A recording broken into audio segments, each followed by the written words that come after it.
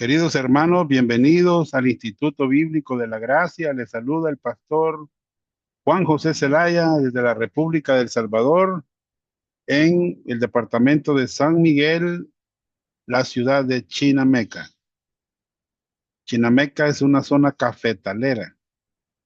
Así que estamos muy contentos, hermanos, de poder estar con ustedes esta tarde en nuestro Instituto Bíblico de la Gracia. Vamos caminando en la carta a los Romanos. Ahorita hemos estado tocando algunos tópicos, ¿verdad? Y para ello vamos a orar al Señor para que Él nos ayude en esta lección número 16 que dice, ¿por qué debe todo creyente vivir para Cristo? Basado en 2 Corintios capítulo 4 1 al capítulo 7 1. Oremos. Padre, Padre Celestial, en esta tarde, gracias por darnos la bendición de dar inicio a la clase de nuestro instituto, la lección número 16. Señor, es un privilegio para nosotros poder, Señor, ir tocando todos estos temas tan importantes con relación a la vida cristiana. Así que, Padre, gracias por la vida de cada uno de los que están aquí presentes en esta mesa virtual. Te pido que tú les bendigas de una manera muy especial a través de tu palabra, clarificando todas estas verdades, Señor, y saliendo quizás de algunas dudas que hemos tenido en nuestras vidas, pero que, Señor, esto sea para beneficio y bendición de los oyentes. Gracias por darme la oportunidad de estar mejor de mi salud, Señor, y poder ser útil en el servicio de tu obra. Bendice tu palabra esta tarde, que esto sea, Señor, una bendición para nosotros, poder ir conociendo más y más de ti, Señor. Gracias en el nombre de Jesús. Amén. Bien, ¿por qué debe todo creyente vivir para Cristo? Esta es una buena pregunta. En el estudio anterior, o sea, en este estudio, mejor dicho, que es un estudio, hermanos, versículo tras versículo del libro de Romanos, y hemos hecho un paro en el capítulo 5. Hemos visto hasta ahora que el pecador sin esperanza, sin auxilio, que va rumbo al infierno, puede ser declarado justo por Dios en el momento que este pecador pone su fe sola en el Señor Jesucristo. Y hemos visto en Romanos 5, del 1 al 11, que nosotros como hijos de Dios también hemos sido bendecidos con bendiciones espirituales en el momento que nosotros confiamos en Jesucristo como Salvador. Se nos ha sido dada una salvación, hermanos, que es tan segura eternamente que nunca será perdida, ni en el presente ni en el futuro. En nuestras últimas dos lecciones, hermanos, hemos contestado la pregunta, si no se puede perder la salvación, entonces, ¿qué es lo que sí puede perder? Y las respuestas a estas preguntas nos muestran que hay consecuencias por fallar en vivir para Jesucristo. En vez, hermanos, eh, cuando uno llega a ser salvo, el creyente en Cristo no puede, sabemos que no puede perder su salvación, pero hay varias cosas que sí puede perder. Y hay una pregunta que queremos contestar en esta lección, ¿verdad? Y es la pregunta, ¿por qué debe todo creyente vivir para Cristo? En otras palabras, ¿qué es la motivación de vivir para Jesucristo? ¿Qué me motiva a mí de vivir para Jesucristo? Bueno, en 2 Corintios capítulo 4 al 6, ¿verdad? o al 7, digamos así, queremos enfocarnos, hermanos, en 5 razones muy buenas, 5 razones muy buenas, ¿verdad? Permítame.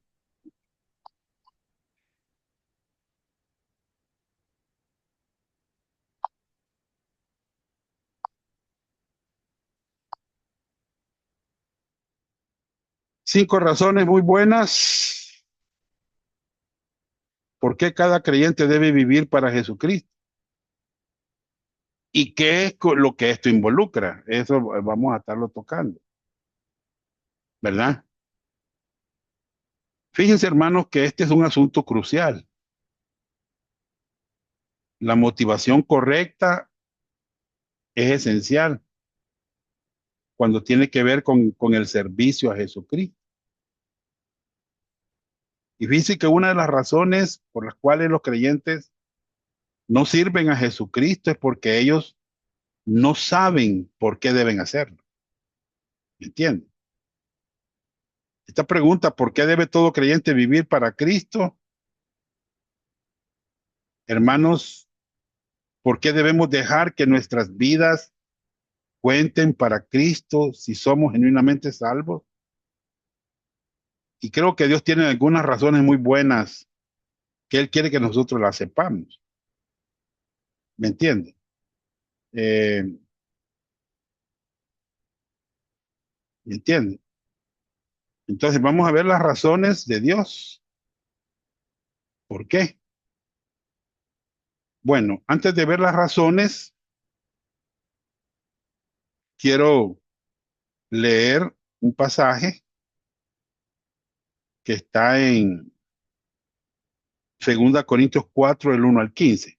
Quiero pedirle a hermano Cristian que nos lea, es un poco larguito, 15 versículos, pero quiero que lo leamos, porque ahí vamos a ver alguna razón. Amén, pastor. Segunda de Corintios 4, 1 al 15. Sí, Por lo cual, teniendo nosotros este ministerio, según la misericordia que hemos recibido, no desmayamos. Antes bien, renunciamos a lo oculto y vergonzoso, no andando con astucia ni adulterando la palabra de Dios, sino por la manifestación de la verdad, recomendándonos a toda conciencia humana delante de Dios. deténgase El- ahí, Sí, deténgase ahí. Vale. Noten algo que Pablo, aquí está diciendo Pablo unas cosas bien ciertas. Fíjense que Pablo era transparente en su ministerio. Él no estuvo tratando de ser una persona diferente de lo que era en realidad. ¿Ya? Él dice en el verso 2, renunciamos a lo oculto y vergonzoso, no andando con astucia. Miren lo que dice. Ni adulterando la palabra de Dios. Pablo era transparente en su ministerio. ¿Me entienden? Pablo no tenía una estrategia secreta. Él rechazó los motivos y los métodos del mundo. En la medida en que él trataba de hacer la voluntad de Dios a la manera de Dios, según la palabra de Dios. Bien, veamos el versículo 3, hermano Cristian. Sigamos. amén. Pero si vuestro evangelio está aún encubierto, entre los que pierden está encubierto, en los cuales el Dios de este siglo cegó el entendimiento de los incrédulos, para que no les resplandezca la luz del evangelio de la gloria de Cristo, el cual es la imagen de Dios.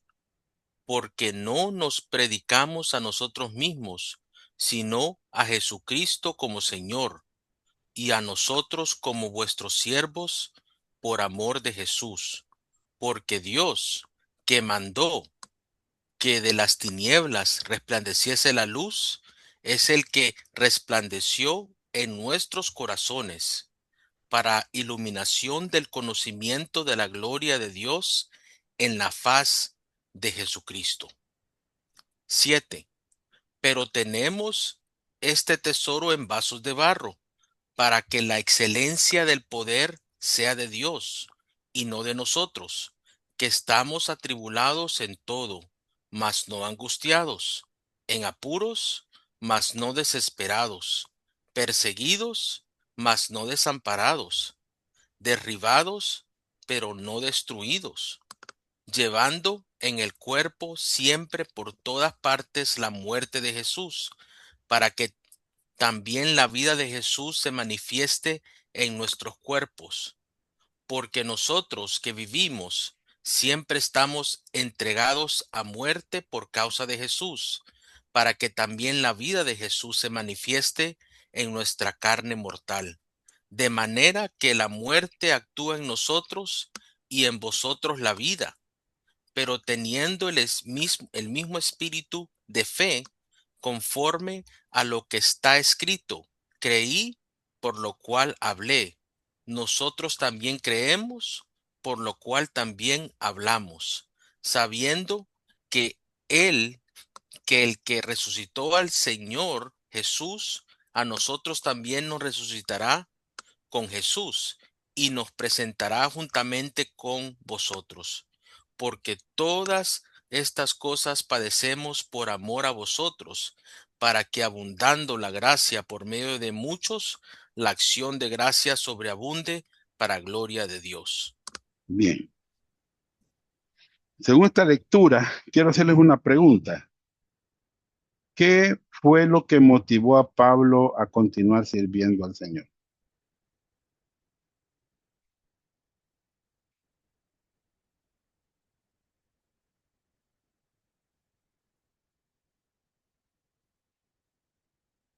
Pablo soportó muchos sufrimientos por Cristo, para que el mensaje de la gracia impactara la vida de los creyentes. Y no solamente esto, sino que también les causará ser agradecidos, que expresaran sus acciones de gracia. Y eso trae gloria a Dios. Entonces, vamos a poner ahorita, a continuación, la primera razón por qué todo creyente debe vivir para Cristo. Letra A.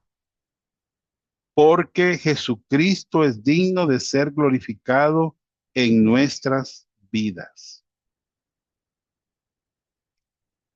Porque Jesucristo es digno de ser glorificado en nuestras vidas.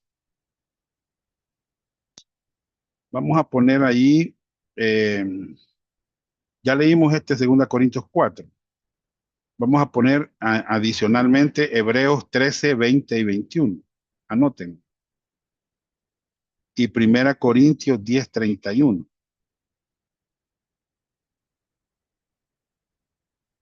Bien. Vale, la primera razón por qué todo creyente debe vivir para Cristo es porque Jesucristo es digno de ser glorificado en nuestras vidas. Les pregunto, hermano, ¿es digno Jesucristo de ser glorificado en nuestras vidas? ¿Verdad? Es bueno que nos hagamos esa pregunta. Hebreos 13, versos 20 y 21, hermano Cristian. Amén, hermano. Permítame aquí. Hebreos 13, versos 20 al 21. Sí. Amén. Y el Dios de paz que resucitó de los muertos a nuestro Señor Jesucristo, el gran pastor de las ovejas, por la sangre del pacto eterno, os haga aptos en toda obra buena para que hagáis su voluntad, haciendo Él en vosotros lo que es agradable, delante de Él por Jesucristo, al cual sea la gloria por los siglos de los siglos. Amén. Entonces, la razón por la que Pablo hacía lo que hacía fue para la gloria de Dios. ¿Me entiende? Para la gloria de Dios. Y fíjense que yo veo algo aquí en este pasaje, en el versículo 21, os haga aptos en toda buena obra, para que hagáis su voluntad, haciendo Él en vosotros lo que es agradable delante de Él por Jesucristo. Y dice, al cual sea la gloria por los siglos de los siglos. Qué bonitos pasajes, va. Eh, Aquí está, la gloria de Cristo, la gloria de Dios. Todo es para la gloria de Dios. Para la excelencia, el poder sea de Dios. Todo es para la gloria de Dios, hermano. Estamos hablando del pasaje de segunda Corintios 4, ¿va? Del 1 al 15, que el que leyó el hermano. Aquí vemos, hermanos, en el pasaje, el evangelio de la gloria de Cristo. O sea, que quien merece la gloria es Jesucristo. ¿Vea? De la gloria de Dios en la paz de Jesucristo. Para que la excelencia y el poder sea de Dios. O sea, que Él se merece toda la gloria. ¿Entiende? Para la gloria de Dios. Acciones de gracia sobreabunden para la gloria de Dios. Y aquí está el que leyó el hermano Cristian, ¿verdad? Mire, el cual sea la gloria por los siglos de los siglos. Qué bendición, va. Hoy vamos a este pasaje, 1 Corintios 10:31. Si pues coméis o bebéis o hacéis otra cosa, hacedlo todo para la gloria de Dios. Entonces, ¿cuál es la razón por qué el creyente debe vivir para Cristo? Porque Jesucristo es digno de ser glorificado en nuestras vidas. Hermanos, Dios es digno de ser glorificado. Ahora, ¿por qué es digno de ser glorificado? Por quien Él es, por lo que Él ha hecho por nosotros, porque Él es Dios y no hay nada ni nadie como Él en el mundo. No hay nada ni nadie como Él en el universo o en cualquier otro lugar. Él es único, Él es especial. Dios es digno de ser glorificado. ¿Por qué? Por sus atributos, por sus cualidades. Él es digno de nuestra alabanza, digno de nuestra exaltación, digno de nuestra adoración, de nuestra admiración. Él es digno de ser glorificado. Dios ha expresado quién es Él y lo que Él ha hecho. Hermanos, cuando Dios creó todo el universo, Él dijo que era muy bueno.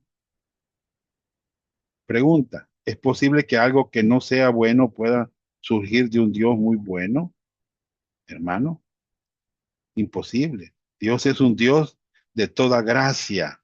Él nos ha bendecido, oiga bien, con todas las bendiciones espirituales a cada uno de nosotros, los que estamos en Cristo. Hoy en día hay una fuerte batalla espiritual en el universo, hermano.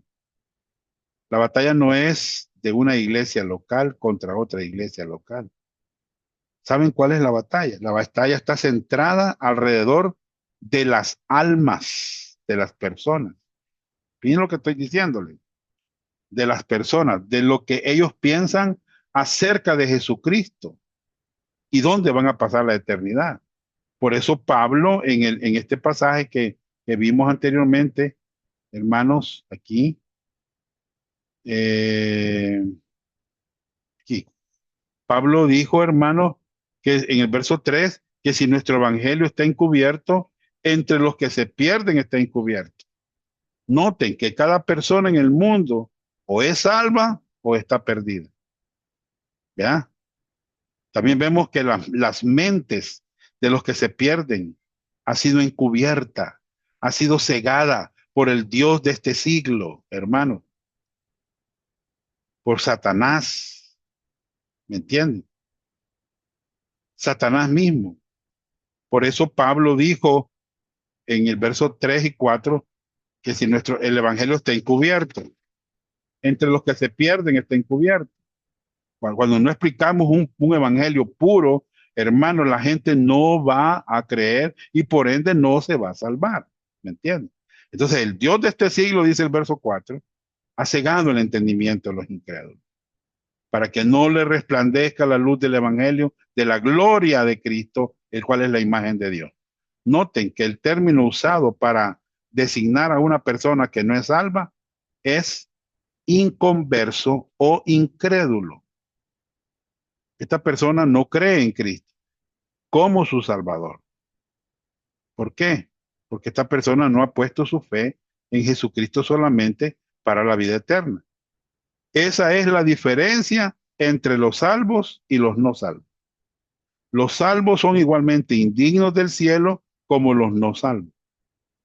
En la misma manera que los perdidos, las personas salvas merecen el juicio de Dios. En la misma manera que las personas no salvas, los salvos merecen el infierno. Hermanos, la diferencia es que cuando Cristo murió, Él murió por todos los pecados y los salvos han puesto su fe en la única obra que les puede salvar, en la muerte, sepultura y resurrección de Jesucristo. Solamente, solamente de esta manera han cruzado el abismo y la cima de la muerte espiritual a la vida espiritual mediante el Señor Jesucristo. Tal como dijo Jesús, ¿verdad? Él dijo en San Juan, voy a ver si me voy a adelantar un poquito más. San Juan, lo quiero ver si está aquí. Mm, bueno, en San Juan 14:6, ¿qué dijo Jesús? Yo soy el camino, la verdad y la vida. Nadie viene al Padre si no es por mí. Este es el mensaje que Satanás siempre ha querido encubrir, cegar a la gente con respecto al mensaje de la cruz. Que Cristo murió por nuestros pecados pasados, presentes y futuros, y que resucitó. Y que cuando Cristo murió, Él quitó legalmente la barrera que separa al hombre de Dios. Ahora, por medio de la gracia, Dios ha abierto la puerta para que todos los que creen en el mensaje del Evangelio puedan ser salvos. ¿Verdad? Ustedes saben que en 1 Corintios 15, del 1 al 4, ahí está el mensaje de Dios que puede salvar a un pecador. Y que Satanás quiere esconder o hacer borroso, ¿verdad? O restarle al mensaje, diciendo que Cristo no es verdadero Dios, hermano, manifestado en carne, diciendo que Cristo es simplemente un maestro, un buen hombre, que Jesucristo es creado, algo menos que parecido o igual a Dios el Padre, ¿verdad? Satanás trata de añadir al mensaje, hermanos, diciendo que si hay que creer, sí, hay que creer esto, pero no es suficiente. Que una persona necesita algo más. Y quizás cuando muera sabrá si estaba calificado para ser cristiano o para ser salvo. No sabemos, hermano. ¿Sí? Oí yo a un doctor en teología llamado Yatensi Bonía decir que no estaba seguro de la salvación todavía. Qué terrible, dije yo. ¿Vale? Hermanos, la verdad es que la salvación es por la gracia de Dios mediante la fe. Es un regalo de Dios a todo aquel que cree y no es una obra para que nadie se jacte. Mire, esta es la batalla espiritual en que estamos involucrados. Estamos hablando, hermanos, del destino eterno de las almas de los hombres. Mucha gente está muriendo cada día y algunos van a una eternidad sin Cristo. Pero quiero decirles algo, que Cristo fue herido en esa batalla espiritual por las almas de todos los hombres. Y ahí es donde podemos ver claramente la batalla. Hermanos, Satanás quiere distraer nuestra atención de la batalla espiritual. Él quiere neutralizar nuestro testimonio de Jesucristo. Él quiere desviarnos, quiere tentarnos, quiere confundirnos, desalentarnos. Pero en lugar de esto debemos reconocer dónde está la batalla y servir a Jesucristo porque Él es digno de ser glorificado. ¿Se dan cuenta que toda la creación natural glorifica a Dios? Salmo 19:1. ¿Qué dice? Los cielos cuentan la gloria de Dios y el firmamento anuncia la obra de sus manos. ¿Se dan cuenta que los ángeles glorifican a Dios? Si ustedes leen Apocalipsis 4 y 5, van a ver a todos los ángeles en el cielo alabando a Dios. También vemos a los redimidos, a los creyentes en Cristo, en el futuro alabando y glorificando a Dios. Saben, hermanos, que ustedes estarán involucrados glorificando a Dios en el futuro cuando estemos con el Señor. Y si eso es verdad, entonces, ¿por qué no empezar ahora? Entonces, ¿por qué debe cada creyente vivir para Jesucristo? Porque Jesucristo es digno de ser glorificado.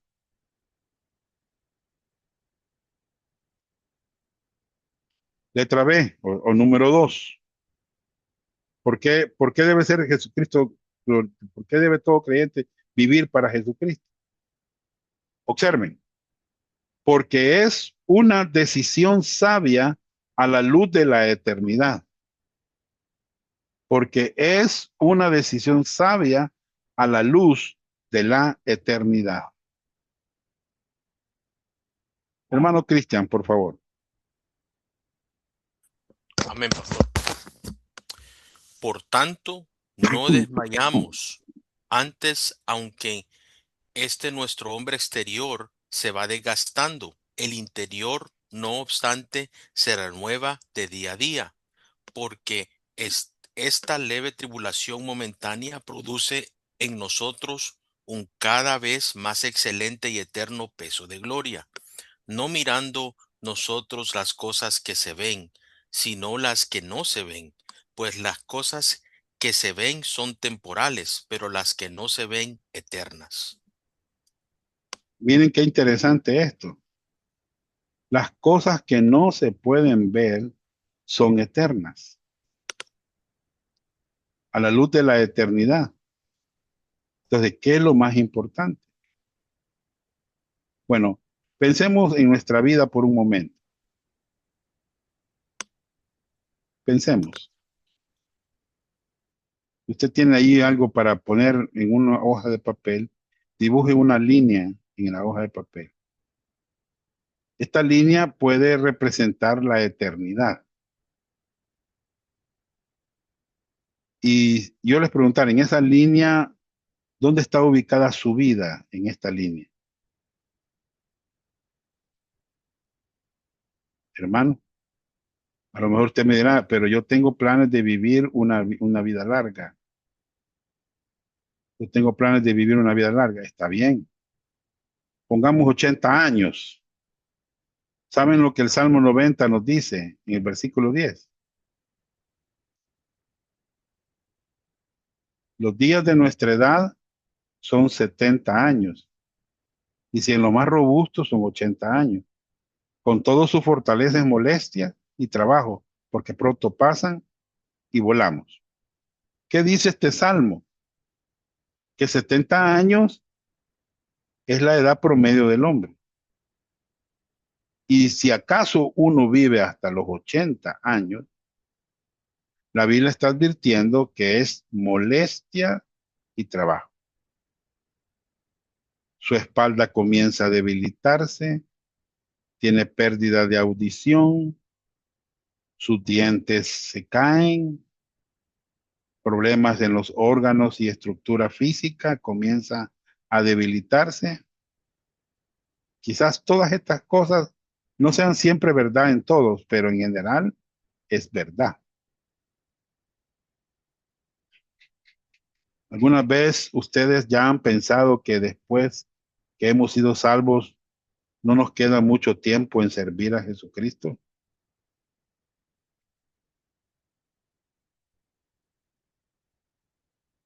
No sé si su vida está haciendo la diferencia a la luz de la eternidad.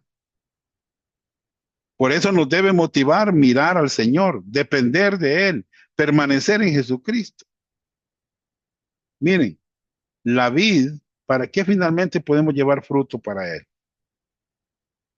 Hermanos, consideremos que si usted fuese salvo desde la edad de 20, puede que tenga solamente 50 años más, quizás aún menos, o que son 50 a la luz de la eternidad.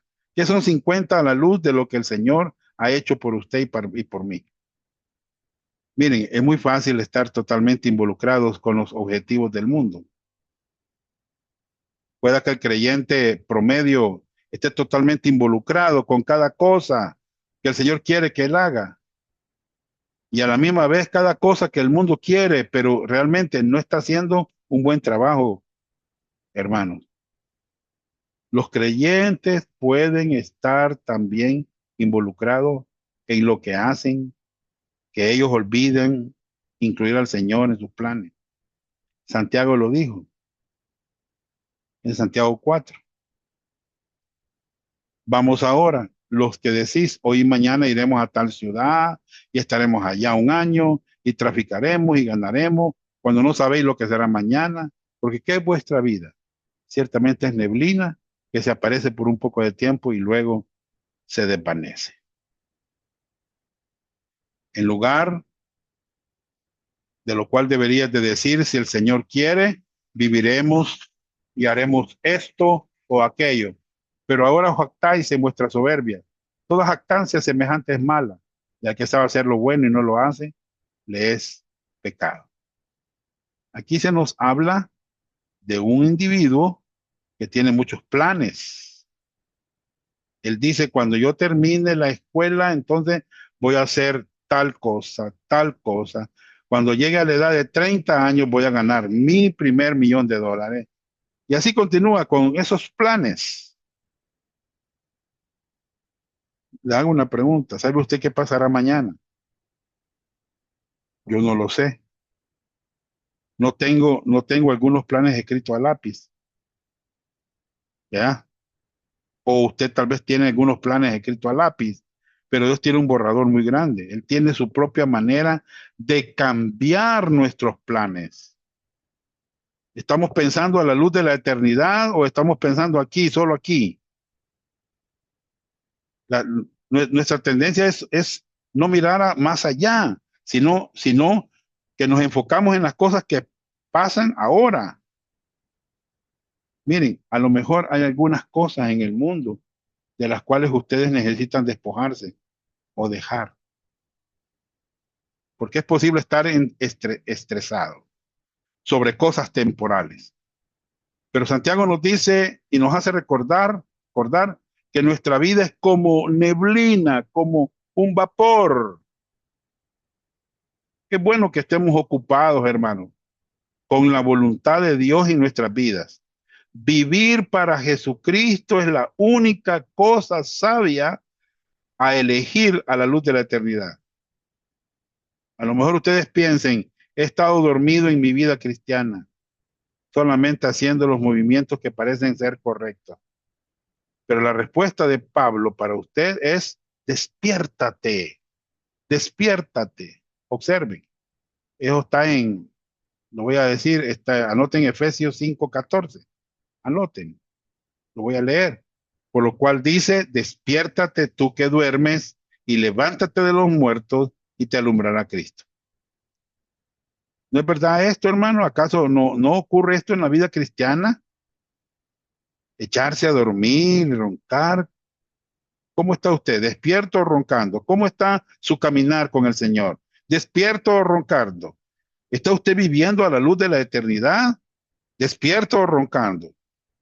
Miren, no es de sorprenderse que Él diga, despiértate tú que duermes.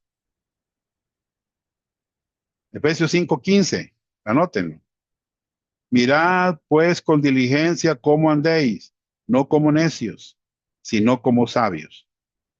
Necesitamos andar cuidadosamente, sabiamente, considerando la voluntad del Señor en nuestras vidas. Si no somos necios, hermano. ¿Ya? Efesios 5:16-17. Aprovechando bien el tiempo, porque los días son malos. Anoten. Efesios 5:16-17. Por tanto, no seáis insensatos, sino entendidos de cuál sea la voluntad del Señor. Si usted muriera, si usted muriera antes de que el Señor venga, ¿qué pondrían en su tumba? ¿Qué dirían de su vida? ¿De qué trató su vida? ¿Podrían escribir su vida glorificaba a Jesucristo? ¿Vivió a la luz de la eternidad? Hermanos, el tiempo es corto. Nuestras vidas son como un vapor. ¿Por qué debemos vivir para Jesucristo?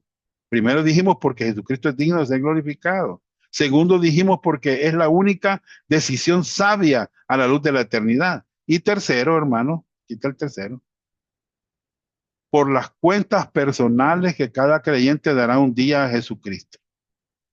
Por las cuentas personales que cada creyente dará un día a Jesucristo. Segunda Corintios 5, 11. Hermano Cristian, por favor. Amén, pastor. Segunda de Corintios 5, 1 al 11.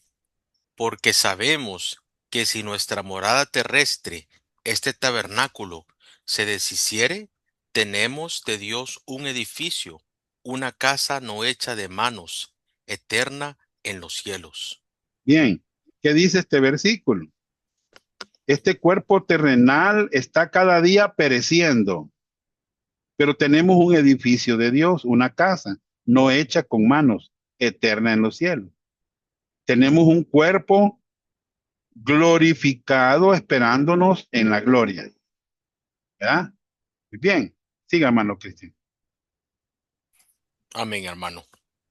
Y por esto también gemimos, deseando ser revestidos de aquella nuestra habitación celestial, pues así seremos hallados vestidos y no desnudos. Porque asimismo los que estamos en este tabernáculo gemimos con angustia, porque no quisiéramos ser desnudados, sino revestidos, para que lo mortal sea absorbido por la vida. Mas el que nos hizo para esto mismo es Dios, quien nos ha dado las arras del Espíritu. Así que vivimos confiados siempre y sabiendo que entre tanto que estamos en el cuerpo, estamos ausentes del Señor. Porque por fe andamos, no por vista, pero confiamos y más quisiéramos estar ausentes del cuerpo y presentes al Señor. Por tanto, procuramos también, o ausentes o presentes, serles agradables. Bien, les hago una pregunta. ¿Pablo sabía dónde iba a pasar la eternidad? Sí, tal como cada creyente genuino en Jesucristo puede tener seguridad, ¿vea? Que estar ausente del cuerpo es estar presente al Señor. Pero noten que esto fue algo que él anticipaba voluntariamente. Él quería estar con el Señor. ¿Es esto verdad también para usted? Cuando tiene que ver con este asunto, a veces hay emociones mezcladas. A lo mejor usted diga, a mí me gustaría estar con el Señor, pero tengo varios planes aquí en la tierra que me gustaría verlos cumplidos. Y no es necesariamente equivocado pensar esto. Desde el punto de vista de la epístola a los Filipenses, capítulo 1, Pablo dijo, ¿qué dijo Pablo? Voy a ver si lo tenemos aquí. No, no lo tenemos. ¿Qué dijo Pablo? Porque de ambas cosas, de 1, 23 y 24, Filipenses 1, anótenlo, 1, 23 y 24. Porque de ambas cosas estoy puesto en estrecho, teniendo deseo de partir y estar con Cristo, lo cual es muchísimo mejor, pero quedar en la carne es más necesario por causa de vosotros. O sea, Pablo tenía emociones mezcladas cuando tenía que ver con la muerte. Él deseaba partir y estar aquí en el cielo con el Señor. Sin embargo, él sabía que si él pudiera permanecer en la tierra, todavía tendría la oportunidad de servir al Señor y ministrar a los hermanos. Hermanos, pero sin embargo, muchas veces los creyentes, especialmente cuando estamos viviendo en el mundo, en vez de vivir para el Señor, ni siquiera piensan en términos de, a mí me gustaría mucho estar en el cielo, excepto cuando tiene grandes problemas o dificultades en sus vidas, ¿va? Y entonces, ¿qué ellos dicen? Señor, llévame al cielo, ahora mismo. Y Dios dice, me he preguntado, ¿cuándo ibas a pensar en la eternidad? Yo no sé si ustedes están anticipando el cielo, hermanos. Según la Biblia, es un lugar maravilloso, donde un Salvador maravilloso nos está esperando. Si alguien no es salvo, entonces usted no tiene la seguridad de ir al cielo y consecuentemente no tiene nada que pueda anticipar, porque no sabe dónde va a pasar la eternidad. Pero si usted es salvo, puede tener la misma seguridad que Pablo. Y pensando en esto, hermanos, él continuó diciendo en el versículo 9, 2 Corintios 5:9. Por tanto, procuramos también, o ausente o presente, serle agradable. Hermanos, es preciso, en, en preciso momento en que una persona pone su fe en Jesucristo, según Efesios 1:6, es acepto en el amado, incondicionalmente. Dios nos acepta en Cristo. Dios nos ama incondicionalmente. Usted tiene la vida eterna. Nada lo va a separar de esta relación. Usted siempre está en la familia de Dios.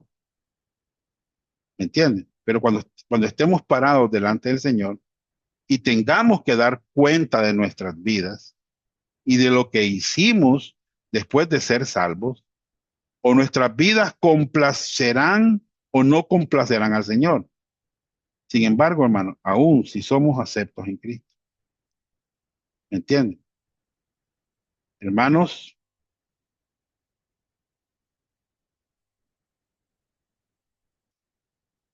hermanos, cuando usted esté parado delante del Señor en el tribunal de Cristo, este es el tribunal de Cristo, estará usted con la cabeza cabizbaja de vergüenza, diciendo, Señor, yo desperdicié mi vida, pero estoy agradecido que tú me salvaste. Estoy contento de estar aquí en el cielo, aunque yo sé que mi vida no ha sido de su complacencia. Y Pablo dijo que su deseo era que cuando él compadezca delante del Señor, que él pudiera complacer o agradar al Señor Jesucristo. Por eso 2 Corintios 5:10 dice, porque es necesario que todos nosotros comparezcamos ante el tribunal de Cristo para que cada uno reciba según lo que haya hecho mientras estaba en el cuerpo, sea bueno o sea malo. Aquí vemos al bien buen siervo y fiel. En lo poco me fuiste fiel, en lo mucho te pondré. Pero este va a salir avergonzado. Según 1 Juan 2:28, va a estar avergonzado porque no vivió para Cristo. No vivió para Cristo, hermanos. ¿Me entienden? Miren, hermanos, en la Biblia van a encontrar ustedes muchos juicios, muchos juicios. El juicio de las obras de los creyentes. No estamos hablando de sus pecados y no de las obras. ¿Me entienden? Eh, si va a ser recompensado o va a perder la recompensa.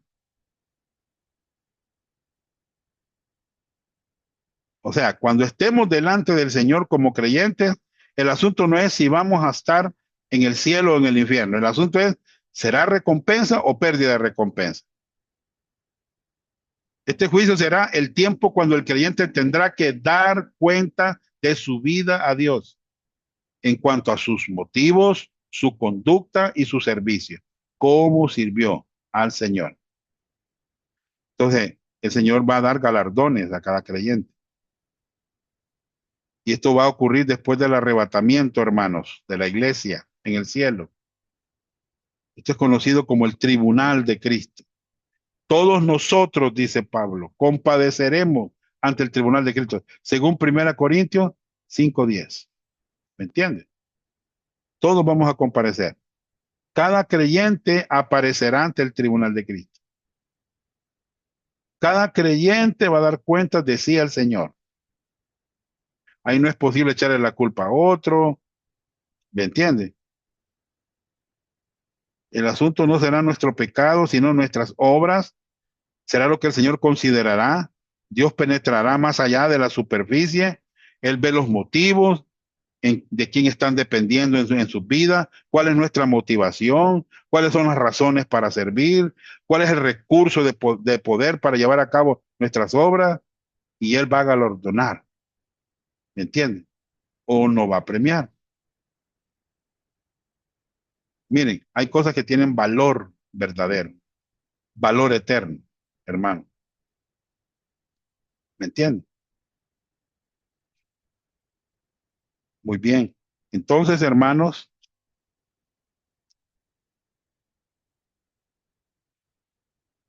Eh, Veamos el siguiente punto. Letra D o punto 4. ¿Por qué debe todo creyente vivir para Cristo? En gratitud por lo que Jesucristo ha realizado, hecho por nosotros en la salvación. Hermano Cristian,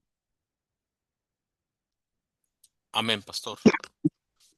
No nos recomendamos, pues, otra vez a vosotros, sino os damos ocasión de gloriaros por nosotros, para que tengáis con qué responder a los que se glorían en las apariencias y no en el corazón. Porque si estamos locos, es para Dios, y si somos cuerdos, es para vosotros.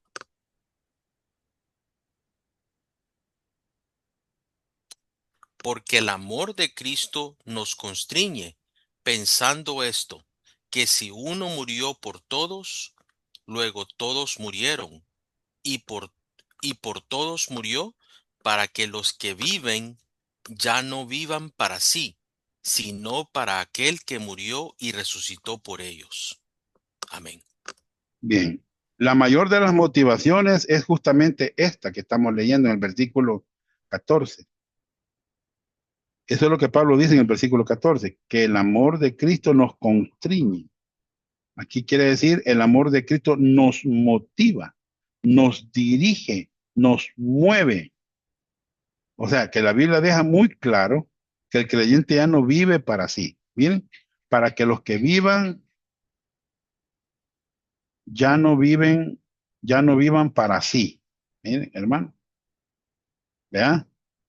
Para sí mismos, pues, sino para el que murió y resucitó por ellos. Un motivador muy grande en nuestras vidas debe ser el amor de Cristo, hermano. O sea que la vida cristiana debe vivirse motivada por la gratitud, no por la culpa. Jesucristo dio su vida por nosotros. Él murió en nuestro lugar. Él tomó el castigo por nosotros para que seamos salvos eternamente, para que tengamos su vida para siempre. ¿Puede usted como creyente contar sus bendiciones cuando pensamos en lo que el Señor ha hecho por nosotros? Hermanos, es maravilloso, es maravilloso. No es de sorprenderse el hecho de que Él dice en el versículo 14, porque el amor de Cristo me motiva, el amor de Cristo nos motiva cuando pensamos en cómo Él eligió salir del cielo para sufrir el abuso físico de los soldados romanos, que Él permitió ser voluntariamente clavado en la cruz, cuando pensamos cómo Él experimentó, hermanos, la separación de Dios mientras nuestros pecados fueron derramados sobre Él y cómo Él voluntariamente se dio a sí mismo. Óigame bien, se dio a sí mismo para salvarnos. ¿No es verdad que esto debe causar una gran gratitud desbordante en nuestras vidas, en nuestras almas? Yo quiero servirle a Jesucristo, hermano, debido a lo que Él hizo por mí. Bien. Quinta razón, ¿por qué debe de vivir todo creyente para Cristo? Debido a quienes somos en Jesucristo y los privilegios que tenemos como embajadores de Cristo. Segunda Corintios 5, 16 al 21. Noten que cuando Pablo quería servir al Señor, él dijo en el versículo 16, ¿qué dijo? Hermano Cristian, verso 16. Amén, pastor.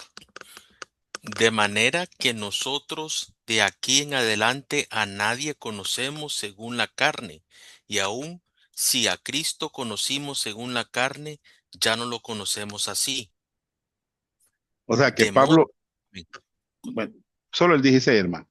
ok, Pablo dijo que debemos mirar más allá del mundo físico, a las realidades espirituales. Antes de ser salvo, veíamos a las personas tal como los vecinos, como los compañeros de trabajo. Inclusive el apóstol en su caminar terrenal con Cristo simplemente lo vieron en una esfera física o terrenal y perdieron mucho de su esfera espiritual. Pero como resultado, hermanos, de haber cambiado nuestro destino y posición, Dios también cambia nuestra perspectiva. Por eso dice el 17, de modo que si alguno está en Cristo, nueva criatura es. Las cosas viejas pasaron Aquí todas son hechas nuevas. En otras palabras, como creyentes en Cristo somos una nueva creación. Hemos nacido de nuevo. Tenemos una nueva perspectiva, diferente de la gente. Somos una nueva creación. ¿Me entiendes? Tenemos una nueva perspectiva acerca de Cristo. Perspectiva diferente sobre nosotros mismos. ¿Me entiendes?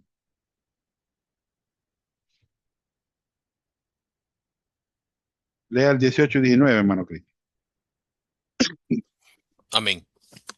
Y todo esto proviene de Dios, quien nos reconcilió consigo mismo por Cristo y nos dio el ministerio de reconciliación, que Dios estaba en Cristo reconciliando consigo al mundo, no tomándoles en cuenta a los hombres sus pecados, y nos encargó a nosotros la palabra de reconciliación. Siga. Así que somos embajadores en nombre de Cristo, como si Dios rogase por medio de nosotros. Os rogamos en nombre de Cristo, reconciliaos con Dios. Al que no conoció pecado, por nosotros lo hizo pecado, para que nosotros fuésemos hechos justicia de Dios en él. Ustedes notan, Dios pudo haber escogido ángeles para que sean sus embajadores, pero no fueron ángeles los que él escogió. Él eligió mostrar su gracia. Él quería usar pecadores redimidos para hacerlos embajadores. Miren, cuando Dios salva a un pecador, Él le da el privilegio de desempeñar el papel de embajador de Cristo en la tierra. O sea, una persona que representa aquí en la tierra a Jesucristo. Ese ministerio se llama el ministerio de la reconciliación. Y para cumplir este ministerio, Él nos da a los creyentes como embajadores el evangelio. Aquí llamado, se le llama la palabra de la reconciliación. ¿Qué pasaría si el presidente de su país lo llamara hoy a usted y él le dijera que le gustaría que usted sea su representante y que además le gustaría que usted sea un embajador y que le gustaría enviarle a un país extranjero para que le represente en aquel país? Sería para usted esto un honor, ¿verdad? ¿Cuál sería la reacción normal? Me siento profundamente honrado. Entonces, Dios, ¿qué hizo? Nos escogió personalmente, nos salvó por la gracia y nos ha hecho sus embajadores. Y Él ha dicho, le voy a enviar a un lugar ajeno. Se llama el mundo, porque, no, porque su ciudadanía está en el cielo. Ahí está nuestra ciudadanía. Ahora, yo quiero que ustedes me representen allí. Quiero que ustedes proclamen las buenas nuevas de mi Hijo al mundo. Qué honor profundo y maravilloso poder servir a Cristo. ¿Por qué debe cada creyente vivir para Jesucristo? Porque hemos visto estas razones muy buenas. No solamente son buenas, porque también son razones que provienen de Dios. Entonces, ¿qué piensan ustedes de lo que han oído?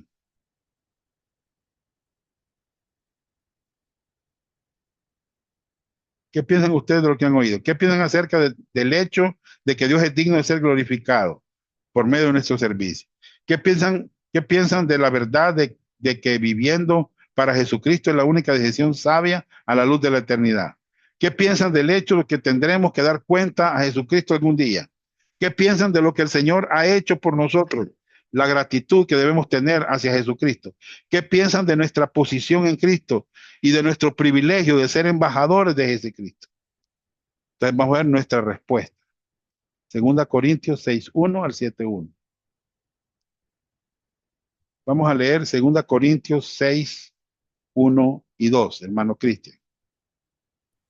Amén, pastor.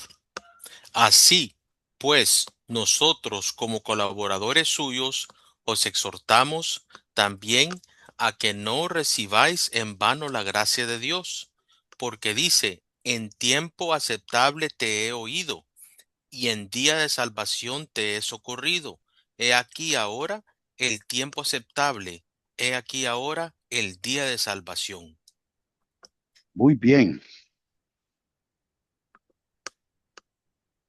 Usualmente aplicamos el versículo 1 a los inconversos.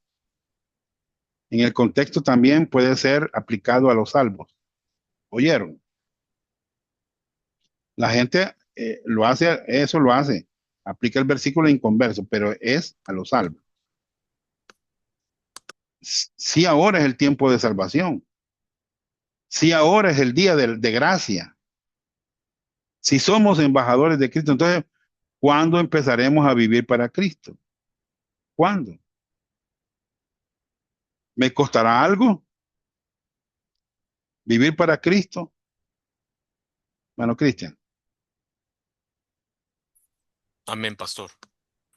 No damos a nadie ninguna ocasión de tropiezo para que nuestro ministerio no sea vituperado. Antes bien, nos recomendamos en todo como ministros de Dios, en mucha paciencia, en tribulaciones, en necesidades, en angustias, en azotes, en cárceles, en tumultos, en trabajos, en desvelos, en ayunos. bien, ¿le costará a usted algo vivir para Cristo? Sí, hermano, le costará mucho vivir para Jesucristo, especialmente cuando tiene que ver con el mundo y la aprobación de los hombres. Pensemos en lo que le costó a Pablo servir a Jesucristo. Tribulaciones, angustias, aflicciones, mire, azotes. Observen, hermano. Y es posible pensar, esto no me parece muy agradable o bueno. Pero en la actualidad es posible que nuestras vidas sean más fáciles. Cuando nos comparamos con la iglesia primitiva, piensen en todos los mártires, piensen en la sangre que fue derramada de todos los que murieron, aquellos que fueron enfrentados con el mandato de confesar a César como Señor. Muchos dijeron, no, Jesucristo es nuestro Señor, Él es nuestro Salvador, no podemos hacer esto. Y los romanos dijeron, mátenlos. Muchos de estos creyentes en la iglesia primitiva dijeron, en efecto, que preferían ir a la arena para ser maltratados y comidos por los leones que negar a Jesucristo.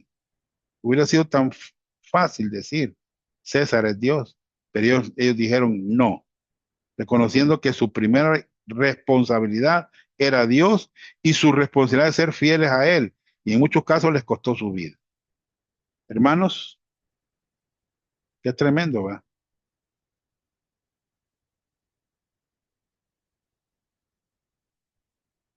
Sin embargo, los recursos espirituales están disponibles. Están disponibles, hermano. Los recursos espirituales, aunque no estamos viviendo el mismo tiempo que vivieron estos hombres que sufrieron, pero tenemos recursos disponibles. Veámoslo, hermano Cristian. 2 Corintios 6, 6 al 7. Amén. En pureza, en ciencia, en longanimidad, en bondad, en el Espíritu Santo, en amor sincero, en palabra de verdad, en poder de Dios, con armas de justicia a diestra y a siniestra. No necesitamos tener temor, hermano. Los recursos del Señor están disponibles para nosotros.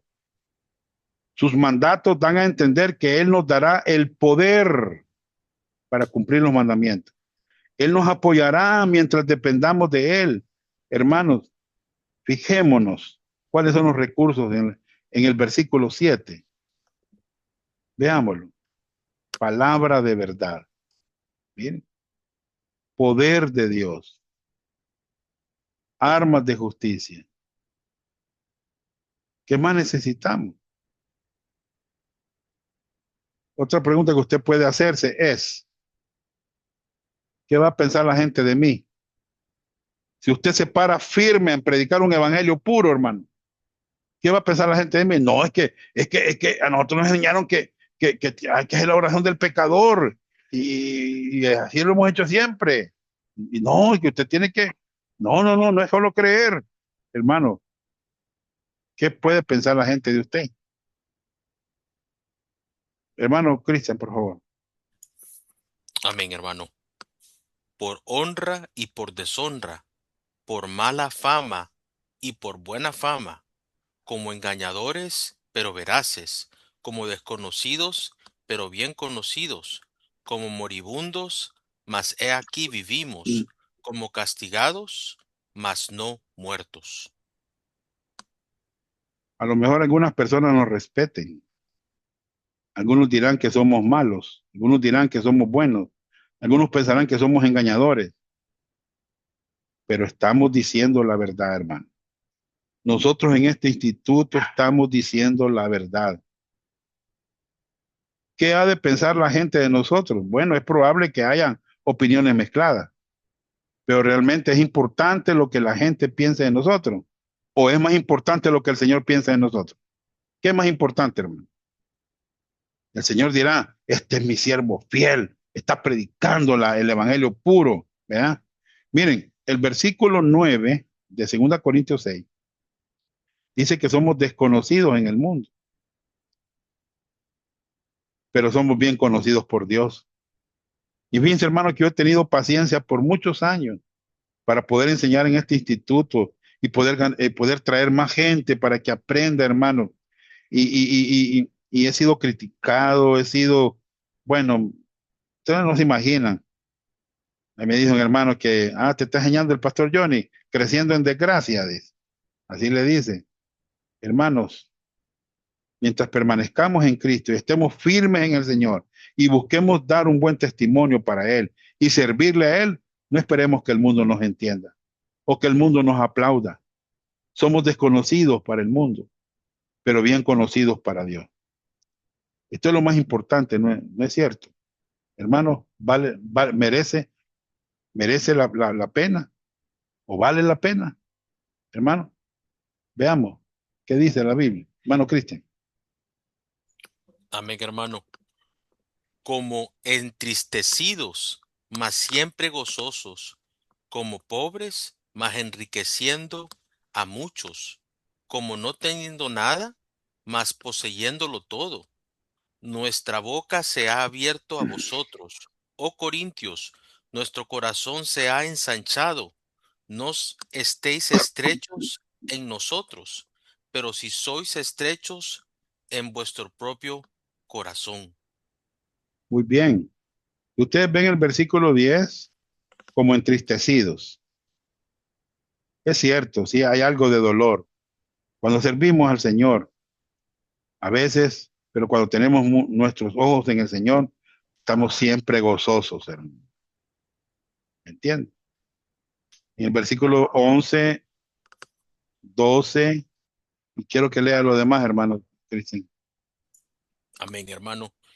Pues, para corresponder del mismo modo como a hijos hablo, ensanchaos también vosotros. No os unáis en yugo desigual con los incrédulos. ¿Por qué? ¿Qué compañerismo tiene la justicia con la injusticia? ¿Y qué comunión la luz con las tinieblas?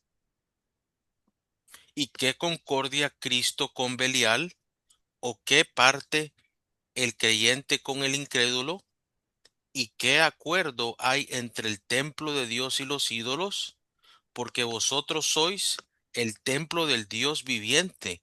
Como Dios dijo, habitaré y andaré entre ellos y seré su Dios, y ellos serán mi pueblo, y vosotros me seréis hijos e hijas, dice el Señor Todopoderoso. Muy bien. Hermanos, servir a Jesucristo involucra una separación del mundo. Vamos a tener tiempo en nuestras vidas cuando el mundo no va a querer asociarse con nosotros por nuestra asociación con Jesucristo. ¿Y qué nos promete Dios? ¿Vale la pena? Sí, Él dice en el verso 18, vamos a leerlo, 17 y 18, léalo hermano Cristian. Por lo cual salid de en medio de ellos y apartaos, dice el Señor, y no toquéis lo inmundo, y yo os recibiré, y seré para vosotros por padre, y vosotros me seréis hijos e hijas, dice el Señor Todopoderoso. La idea aquí es una comunión íntima. Vale la pena. No solamente vale la pena en la eternidad, sino que vale la pena ahora.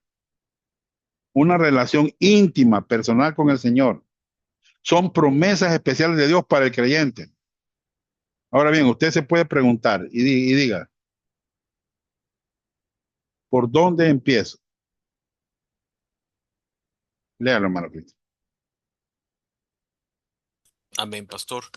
Así que, amados, puesto que tenemos tales promesas, limpiémonos de toda contaminación de carne y de espíritu, perfeccionando la santidad en el temor de Dios. Muy bien. ¿Qué es lo que nos está diciendo el apóstol Pablo aquí? Que tomemos a Dios en serio. Dejemos que el Señor transforme nuestras vidas.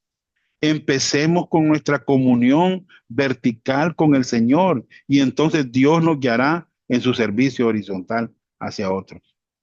Empecemos caminando por medio de la fe en el Señor, motivados por las siguientes razones. Bueno, quiero ver. Bien, lea este pasaje, hermano Cristian, por favor. Bueno, todavía Amén. no, permítanme, Ok. todavía no. Hermanos, eh, acuérdese, ¿por qué debe todo creyente vivir para Cristo? Porque Jesucristo es digno de ser glorificado en nuestras vidas. Número dos, porque es una decisión sabia a la luz de la eternidad. Número tres, por las cuentas personales que cada creyente dará un día a Jesucristo. Número cuatro, en gratitud por lo que Jesucristo ha hecho por nosotros en la salvación. Y número cinco, debido de quiénes somos en Jesucristo y los privilegios que tenemos como embajadores de Cristo. Conclusión a lo que hemos dicho. ¿Puede usted, puede oír usted el eco de Romanos 12, 1 y 2? ¿Qué dice? Léalo, hermano. Amén. Así que, hermanos, os ruego por las misericordias de Dios, que presentéis vuestros cuerpos en sacrificio vivo, santo, agradable a Dios, porque es vuestro culto racional. No os conforméis a este siglo, sino transformaos por medio de la renovación de vuestro entendimiento, para que comprobéis cuál sea la buena voluntad de Dios, agradable y perfecta. Quizás usted es un creyente que haya hecho algunas o muchas decisiones malas en él. Recuerden que Dios tiene mucha gracia, hermano. Vivamos a la luz de la gracia de Dios y lo que Él ha hecho y ha dado por nosotros por su gracia. Este pasaje que hemos visto debe motivar a nosotros, ¿me entiende? A renovar nuestra mente, en nuestro entendimiento con la palabra de Dios para comprobar cuál es la voluntad de Dios agradable y perfecta. Y hay otro pasaje, quiero que lo noten ahí en 1 Corintios 15:58. Y lo va a leer hermano Cristian. Amén, pastor. 1 Corintios 15:58. Permítame. Primera de Corintios 15:58 Sí, dice, así que, hermanos míos amados, estad firmes y constantes, creciendo en la obra del Señor siempre, sabiendo que vuestro trabajo en el Señor no es en vano. muy bien. ¿Qué tenemos que Amén. hacer? Firmes, Constantes. constantes, creciendo en la obra del Señor siempre. Nuestro trabajo en el Señor no es en vano. Muy bien.